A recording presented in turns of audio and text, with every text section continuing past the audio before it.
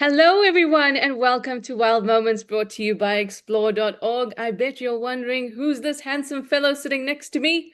Because you've not met him before, and this is the first time that I'm meeting him too. Hi, Simon. Welcome to Africam. Hi guys, hi Gisela. Thanks so much for having me. I'm really, really excited to be here, coming Oh, in I'm from the so glad. office in Cape Town. There we go. Simon's already jumping straight into it. So this is the first time that I'm meeting Simon too. But for a little bit of context, on so the second Saturday of every October year, that didn't come out right. The second Saturday of every October, which today for this year is the 11th of October, is African Penguin Awareness Day. So today for Wild Moments, we're doing things a little bit differently, and we're going to learn about the African penguin and specifically talk to Simon because Simon's been spending a whole lot of time with them, haven't you? I have, that's right. We just got back from the penguin colony in Stony Point recently, which was a lot of fun. I mean, it's such a special creature. We're quite lucky to go out there all the time. Yeah, and so lucky to be so close to them, right? Even though you're in the city. Yeah, exactly. I mean, yeah, Cape Town's the city, but I mean, we have Boulders Beach right down the road as well, where we have quite a lot of African penguins, and even more of them not too far, a couple of hours away at Stony Point as well, which is where we have the Africam, which is super exciting. So you spend a lot of time looking at that camera and getting out there and looking at them for real is always a treat. It is, right? There's something so special about looking at them through the camera and then actually going there and seeing them in person, like you're gonna meet some family friends or something like that. Exactly. I mean, especially at Stony Point because it's those exact you can kind of start to tell which penguins are which, especially those that are living in front of the camera. So you kind of recognize the faces that you see on the screen, which is so cool. Well, everybody, so Simon is the conservation and field lead for Africam, which is such a cool role for Africam to be coming into. But before we get stuck into that, because we are celebrating penguins, let's learn a little more about them and a little more about what's going on at Stony Point and maybe a little bit about Simon.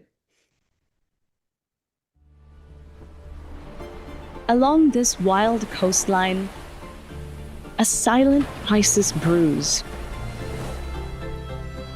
A man-made threat now pushes the African penguin, one of the ocean's most beloved birds, towards the brink of extinction.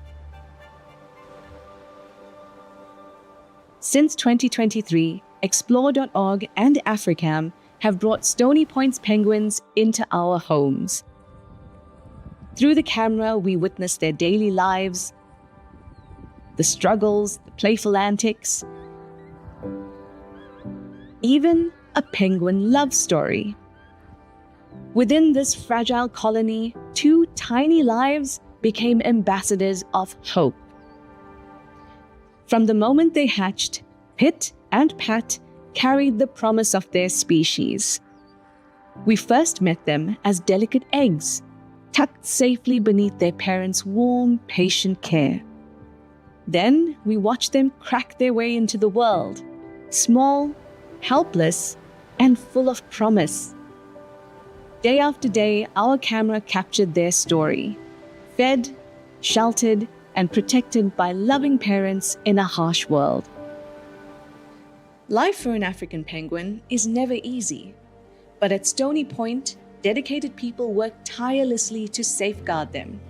It's a very interesting colony. It's one of two established land-based colonies in South Africa. And it only really got colonized in the 80s and 90s. And we saw the population increase very rapidly. And it was at some point one of the strongholds for the population. But over the last few years, it has declined just like all the other colonies. It's a complicated problem, and I don't think there's any one solution, but the evidence is overwhelming that it's a food problem. There's just not enough food available to the birds to support their breeding, but competition with industrial fishing is also massive. The purseine industry, huge nets around the whole school of fish. The kelp gulls in particular, so they will predate on the eggs, not necessarily chicks. If you get poachers or tourists or whatever scaring adults off the nest, then the kelp gulls will very quickly swoop down. Penguins play a huge critical role in the ecosystem. Penguins will actually work together at sea to corral fish from the deep water up to the surface. That makes the fish accessible to other species, such as your Cape cormorant, Cape gannets, which are also both endangered.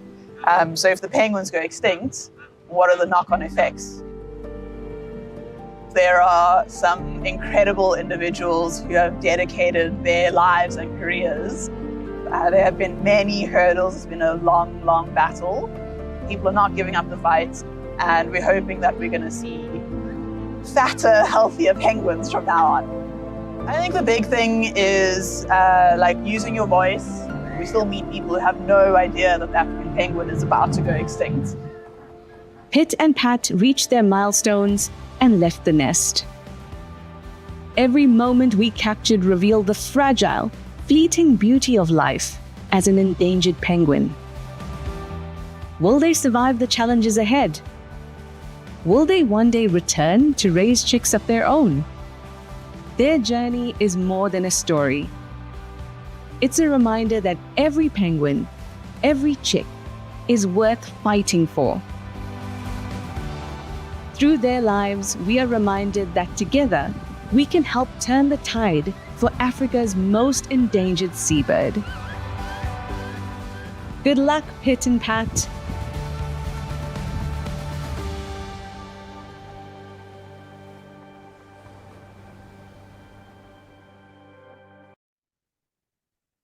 Oh my gosh, that was so cute. Oh, cool. I'm glad. I hope everyone at home enjoyed that as well. We certainly had a lot of fun making it. So tell us a little bit. I mean, obviously, it's wonderful to hear about Pit and Pat's story, but we'd also like to hear about Simon's story. So tell us a little bit about what you're actually doing and what it means to be a conservation and field officer. Yeah, so I mean, it's a pretty great gig. I mean, it's my dream role. So what I basically do is one of the main things I do is I spend a lot of time out in the wild. So I'd go and scout the locations to find the best possible spots to set up cameras, which is always a lot of fun. I mean, that's my favorite part when you get to be out there. And I mean, these locations we choose are normally wildlife hotspots, which is great because I mean, sometimes you'll be busy scouting the location and elephants would just come in and we'd quickly have to hop in the van and get out of there as quickly as possible. But yeah, that's one of the main things is finding those locations, trying to play my role in bringing the wildlife to everybody's living room. And then along with that, I also lead up the conservation projects that we run here at Africam. So a lot of research, a lot of working with some fantastic partners out in the wild as well. And yeah, that's the main ones we go for. Nice. And I think it's really important because, I mean, for someone like me, and I suppose for a lot of us that watch the cameras, we just enjoy watching the cameras, you know, and our foot in the door with conservation is falling in love with these animals. And a lot of the time we might think that that's what we do at Africam is just facilitating the falling in love with animals. But actually there's a lot more that goes on, and there's a lot more investment with the partner and conservation in a broader sense. And I guess that's your baby now. Yes, exactly. I mean, I definitely agree with you. There's a lot of power in getting people to be able to fall in love with the animals, and that's not something that should be underestimated in the conservation talk. But that's why I'm glad we get to do things like this today as well, where we can actually sit down and chat a bit more about it, and we get to make those videos that hopefully bring a little bit more awareness and contribute. Hopefully, we can have a good impact in conservation as well. Absolutely. I've forgotten to remind everyone that we're live and interactive, but I think everybody already knows that. And we've already got some hellos coming through. So Simon, I know we are focused on African penguins and on you, but we can't break tradition. And tradition with Wild Moments is that you have to tell us what you're drinking during the show. So what do you have with you? We're very lucky here in the office. We've got a pretty decent coffee machine. So of course I've got me a mug right here. Nice. Nothing like a late afternoon coffee that'll keep you up for the rest of the night. Yeah, it's gonna have to be the last one for the day. Well, you'll be gelling very well with all the viewers because almost everyone has coffee. Dear NC is saying hi. She's got coffee. Amber Co is very happy to see us both. And so is MG Leopard Spots. Joshua Drown as well. April Owl. Everyone eager to learn more about the penguins. Um, oh, Mindy, you say, I think if you asked a lot of people, oh, where'd you go? You don't even realize that they are warm weather penguins. Yeah, absolutely. I think the other warm weather penguin is the Galapagos penguin, if I'm not mistaken. Yeah, That that's can right. even, yeah. But yeah, we think, oh, isn't Africa too hot for penguins? The common misconception. Everybody thinks of the South Pole, Antarctic penguins. But I mean, the water in Cape Town is definitely pretty cold. If you've asked anyone who swam here, it's pretty chilly, but still a warm weather penguin. Yeah, Yeah, but I mean, that water is something else. It's not made yeah. for me, definitely. It'll wake you Um, up very quickly. yes, and it will make you winded. I remember a time, the problem is it's so beautiful. It's such a beautiful piece of coastline, right? And so it tricks you. Yeah, it's very inviting. Yeah, it makes you feel like you want to jump in and you're like, oh, let me get up on this rock and jump in the water. And then you're winded and you're like, you can't breathe, trying to get back, scramble back onto the rock. It's very cold. But it is a misconception that penguins are only in the very, very cold waters. Yeah, Uh, that's right. Zygote is also saying hello to us. And oh, Casper's Third Ghost says that the penguins have brought so much joy watching them nest and raise the chicks. So it's lovely memories and I suppose lovely watching. Andy is also Amazing. saying good afternoon and hello, and you have a question. Huh, interesting. Maybe this is one for you, Simon, but I will always also chip in, but I'm gonna hand this one over to you. Andy is asking, what is the attitude towards the penguins of the homeowners uh, around the colonies? Because I mean, you and I both know that as Betty's Bay at Stony Point, there's like people are in their gowns, so you can see people in their gowns early in the morning with their coffee and penguins in one shot. Yeah, that's very true. I mean, they definitely they're like the locals over there. You know, it's like it feels like you're in a residential area when you're walking through. And next thing, there's just a beautiful colony of penguins. And um, there's definitely it's a really good question because as you saw in the video, their nickname is the jackass penguin. And if you hear the noise they make, you'll understand why. It's this loud donkey-like bray. Sorry, Simon, we're unsure what you mean. Can you show us? I don't think that's gonna happen. I mean, if I could, I would definitely give it a go. But just imagine a really loud donkey bray and you've got it down. So yeah, I think that's something people would definitely maybe see as annoying, especially if I did it now. That would be very annoying. But I mean, they are so beautiful. I think the common conception is everybody loves them. They one of the most interesting animals. They're so fascinating to observe. So especially for the locals in Betty's Bay, I think they count themselves very lucky to be so close to a population. It's definitely one of Cape Town's favorite. Yeah, and I must say I've been to both of the land colonies, so spent a lot of time at Betty's Bay and then also at Boulders Mm, in Simonstown. And I feel this is obviously just a personal opinion, but I feel like the attitudes of people at Betty's Bay are a little more uh they're a bit more at peace with the penguins than, mm, say, Simonstown, but I think that also has a lot to do with the amount of traffic coming in. yeah. In Simonstown, it's busier. There's lots of roads. There's a lot of tourist attractions and things like that. Whereas Betty's Bay is pretty secluded, very peaceful, and people who live there know what they're getting themselves into, if Mm, that makes sense. yeah, absolutely. Yeah, I Um, mean it's a quiet coastal town in Betty's Bay. I think it's you really hit the nail on the head there. Simonstown's a lot more of a rush and a bustle. People don't want to slow down nearby the penguins, and it's a little bit of a different situation. yeah.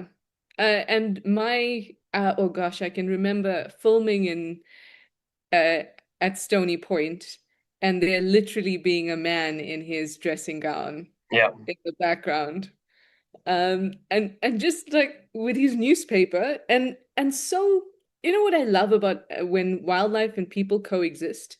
One's not trying to baby the other or take care of the other in a very purposeful way. It's just coexistence. They understand each other's roles. And so this penguin was getting into his garden a bit too close, and he just took his newspaper and just kind of didn't touch the penguin, but just, shook the newspaper at the penguin. The penguin carried on. He sat down and carried on. It was there was some kind of relationship there. Yeah, yeah. They're very used to each other already. What a lucky man, though. To have penguins right on his doorstep. That sounds amazing. Right? And I'm sure that their gardens are very lush from all that guano. Yeah, definitely. Some good fertilizer. So we have two more questions from the viewers, and then we will carry on. So Mufasa is asking if Pit and Pat are the penguin chicks that Africam followed at Stony Point a couple months ago. I think they are. Pit and Pat are, They are, right? that's right. We're very Yeah. lucky to have their nest in a little cave right in front of the camera, so we could follow their story growing up from, as you can see over there, this is when they were so small, tiny little ones getting born.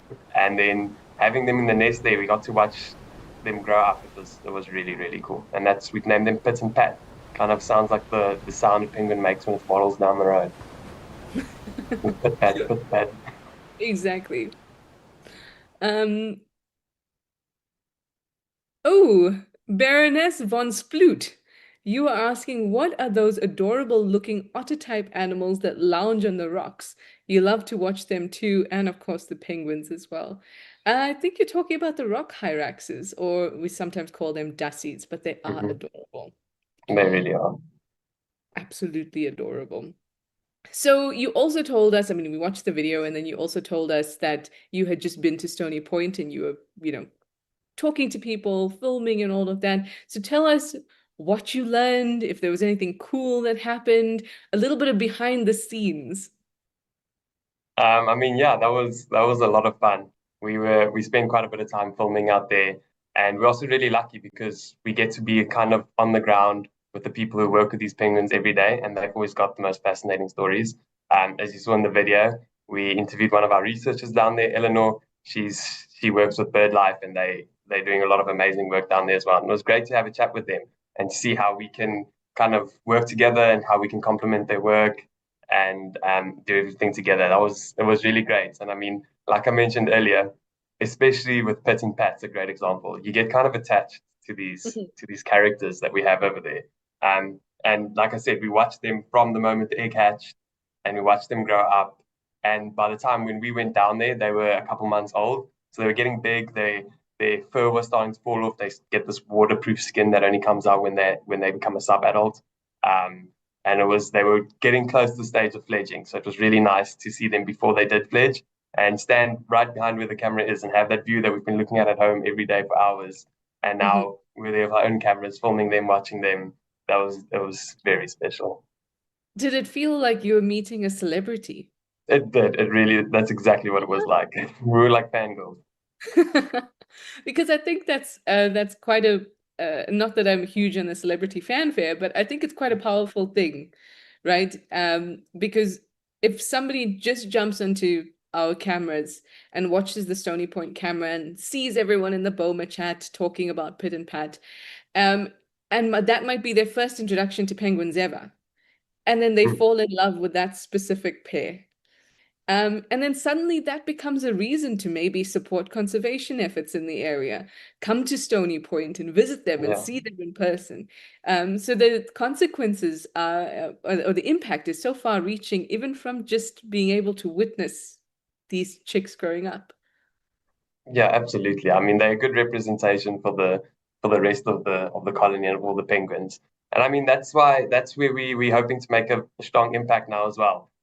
Get the people to fall in love with the animals on the live screens and Pit and Pats. Yeah, if people have a connection to them, I think that can be really big. Because the hard truth is, unfortunately, the situation with the African penguin, as we all know, isn't the greatest right now. They're endangered rating recently went up to critically endangered, um, meaning there's only 10,000 breeding pairs left in the wild. So the more people know about it, the more people are aware, the more people who fall in love with these animals, I think the greater the impact is we can make. So that's something we're going to keep striving to, and hopefully it's something we can turn around as well. Yeah, and I think that, these things come in waves. Yeah. Because I remember there were several years ago, I can't remember when, but there was a point that the Stony Point colony was pretty massive. Mm. I think it was almost the same or close to the Boulders Beach colony size. Mm. Or one of the other ones. I don't know, but it was pretty massive. And then there was a sudden decline again. Yeah, And now I think it's at about 1,600 pairs or somewhere around there. 1,200. Yeah, Oh, 1,200. Wow. So yeah. the last time I looked at the stat, it was about 1,600. Mm. And already that's gone down.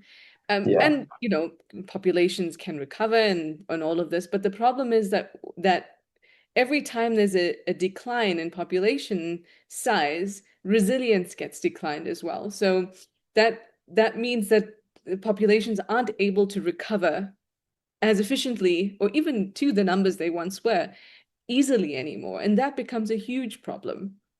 yeah, exactly. It's a very alarming rate of decline, and it's not something that you can't see them recovering at the same rate at all.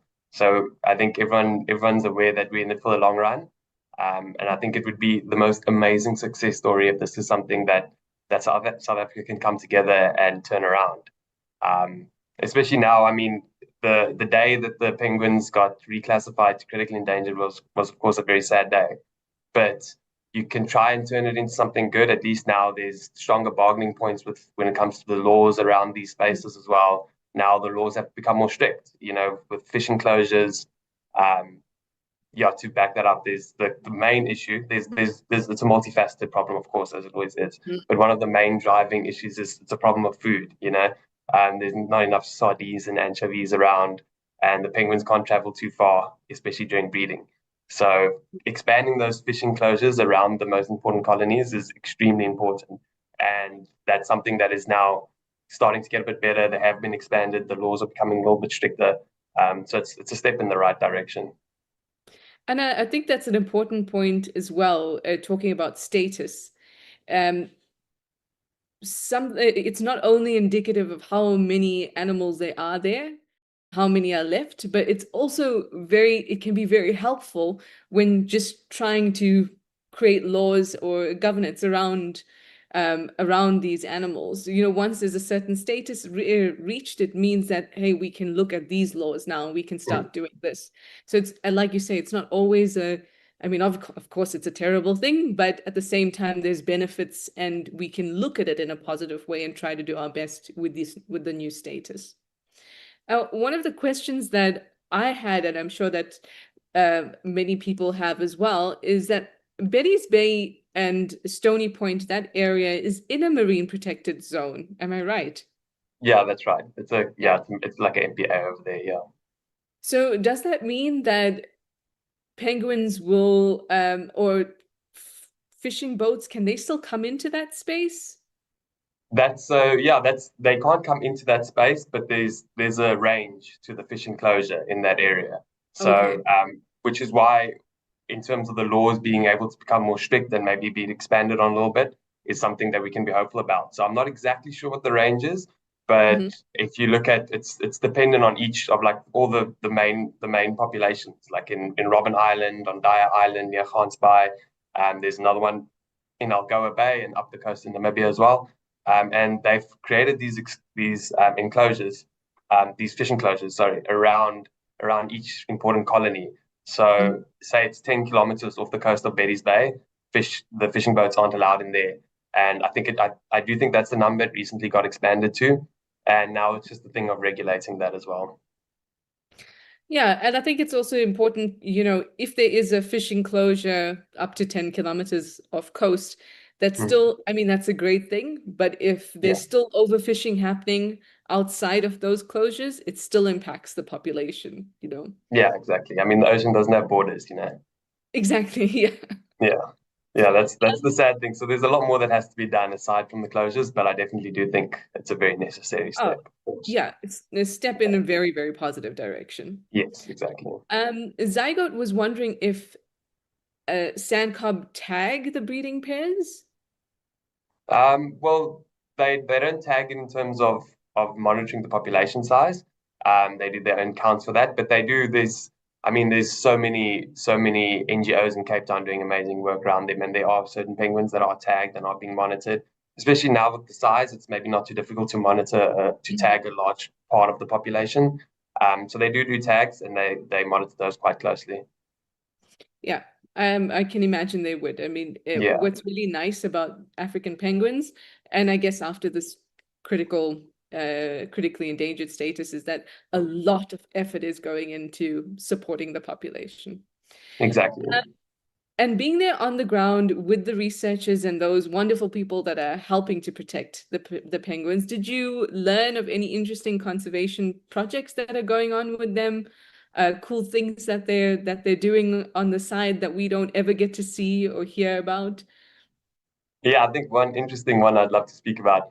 We have another Africam at Stony Point as well, and this is a project that we've been working on with the researchers over there and trying to see how we can make an impact as well and work together. So if you go over to explore.org, you'll see there's another Africam over there pointed directly at a weighbridge. If you haven't seen that before, you should definitely check it out, especially in the morning and the evening when they're moving. You'll get groups of penguins coming over the weighbridge, and the camera's pointed at it so the researchers can kind of align those two things. They can hop on the Africam camera, look at the time when they picked up a weight for the penguin, and then you can start, identifying specific penguins and monitoring their weight as they grow. Because I mean, like we said, it's at the end of the day, it's largely a food issue. So being able to know the exact weight of the penguins is very critical. And I mean, sometimes you'll get the weight on the machine, on the weighbridge, and then check the camera to see what penguin was there, and then it was a dassie, a rock hyrax running across it, and you never would have known. So that's a really cool project that we're very excited about as well. And what a great way to kind of showcase the way that Africam and literal on the ground conservation efforts can work hand in hand. I mean, that means Exactly. that a field, officer or researcher doesn't have to stand there watching the weighbridge, feverishly writing down everything as it comes past, Yeah, exactly. Especially with that number on the weighbridge being so quick. Yeah, it's I'm great. sure. It's been a very exciting project working with them and being able to see how we make an impact over there. And so did you have a favorite interaction, a favorite moment while you were at Stony Point? Well, there was plenty. I mean, the first one that got me excited was, of course, seeing Pit and Pat, as I mentioned. We also we caught some great footage because we took this Insta360. It's like a GoPro, Oh, an yeah. action camera, but you get the 360 view. And we had it set up on this tripod. And I mean, it's this interesting looking camera. And we thought, because we were trying to capture, we set it there on the pathway, just off the pathway, so that when the penguins come by, we can get a cool shot of them walking across the camera. And then while we were waiting, this little penguin chick just popped out of the bush. And I mean, this is such a note to their curious behavior. And it came right up to the camera and it literally started pecking on the lens and smelling it and walking around. And I mean, that was really great, really great. Because I mean, we know they're such inquisitive species. And it was fun to see that happen in action. That's going to be some epic footage that, of Yeah, course, it we was hope that very you cool. share with us sometime. Yeah, we definitely will. You guys keep an eye out for it. Was there anything else that kind of struck you about being there? For example, when I used to spend a lot of time there, the thing that struck me, I mean, obviously the penguins are wonderful and you get to spend lots of time with them. Yeah. But the people who are around and actually are involved in the conservation efforts, gosh, I find them really passionate and really lovely. They have, they dedicate so much time. I mean, the time that they get there to make sure that everything goes as planned. When something goes wrong and everyone leaves their families to get there and get things done, I thought it's so phenomenal and so inspiring.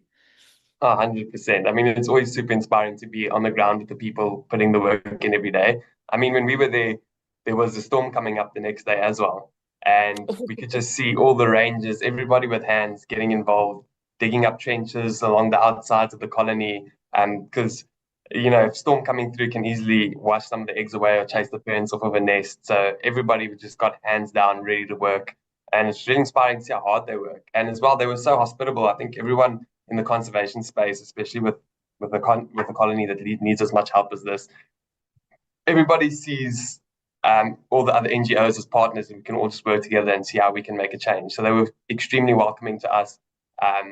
And yeah, it was great to spend time with them. Everyone had a fantastic attitude, and we could work hard together and make our own contributions in our own ways. And it was definitely a fantastic time. And we're out of time, but we have one last question. Okay. Now that you have, that you've stepped into this role for Africam, which is it's just amazing, how do you envision your role and the meeting of conservation efforts for different wildlife across the different cameras? What does that look like for you and Africam? Well, I mean, I definitely think the sky's the limit for Africam at the moment. Everybody should definitely keep their eyes open because we've got some amazing projects on the horizon. But I mean, even already now, like this project we've been working on with the penguins has been super inspiring. We've been working on the zebra migration as well. We've got a bunch of cameras up in Botswana tracking that, which has been fantastic. Like just getting out there, finding the best locations is always our biggest priority. It's always great to get to the water and be like, this is something we need to share with the world, and then set up these amazing cameras and then just broadcast it live. And I think we're just going to keep doing that, keep building good conservation projects. And I'm always keeping a big part of my role is keeping my eyes open for a place where Africam can come in and also have a strong impact. So I'm really looking forward to that in the future as well. Nice. So everyone, we're going to keep looking forward to that too. And I love that it's always been part of Africam to want to create impact and to do as best as we can for the environment. But Yeah. your role and coming in, it feels like maybe we have a better hold on that. And there can be some tangible things that we can see as well when it comes to conservation efforts. So thank you, Simon, for being the conservation and field guy. We all appreciate you.